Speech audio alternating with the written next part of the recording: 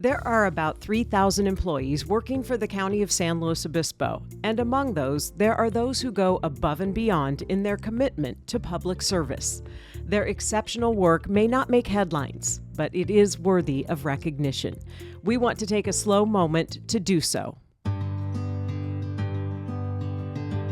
When we think of a juvenile detention facility, healthcare is likely not the first thing that comes to mind, but often it's the first thing the youth who enters this building needs. We get kids in here sometimes after they've been in a motor vehicle accident, and they may have a very serious injury, like a head injury.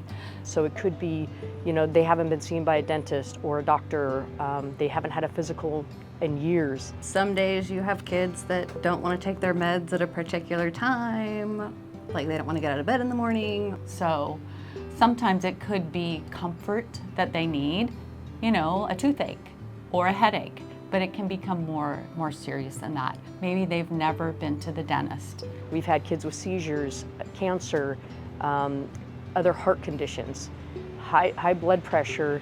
And also these kids, number one, they're not good historians, nor are their parents of their medical history and their care. And so sometimes they're defiant, even to medical. And so we have to work with that. And they are so incredibly patient, because to work with a non-compliant patient, and they don't have a choice, they have to work with this kid. Whatever the healthcare need, there is a medical team here to assess and address it. We can have younger, but generally we're 13 and older. I find that it takes time for the kids to trust us, but when your body is well taken care of, you start to relax. There's a lot of, I'll call it barriers to healthcare that they have faced for many reasons. So it's our job to advocate for them and break through those barriers. They learn that we're really there for them, and in time they learn to trust us. These healthcare providers have become an integral part of all the healing that happens inside this facility. And so it's amazing the fact that once you start getting that kid a little healthier, a little stronger, then they are more receptive to a lot of the different care that we provide, especially through like behavioral health.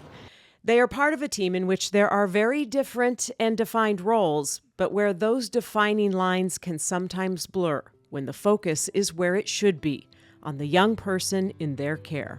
There was a situation where we had a kid was just totally non-compliant.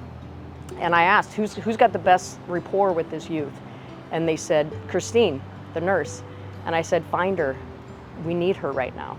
So she came in and she just talked to the kid, and he just totally complied. And we were able to achieve the goal we needed to keep him safe and to keep everybody else safe. And then we have another nurse who actually has done cooking classes with the kids who are in our long-term treatment program. So that's where we embrace the blurred lines. We're here to help these kids be better. We just have different roles in making sure they become better. We've had a young woman who, she was a girl at the time, but she came through our system, and when she left, she actually said, I feel like I'm leaving my home. And there was just different nurses in there at the time, but she basically said, these have been like my moms. And because they show more care and nurturing than their own parents have. Is it rewarding? It's very rewarding. How so?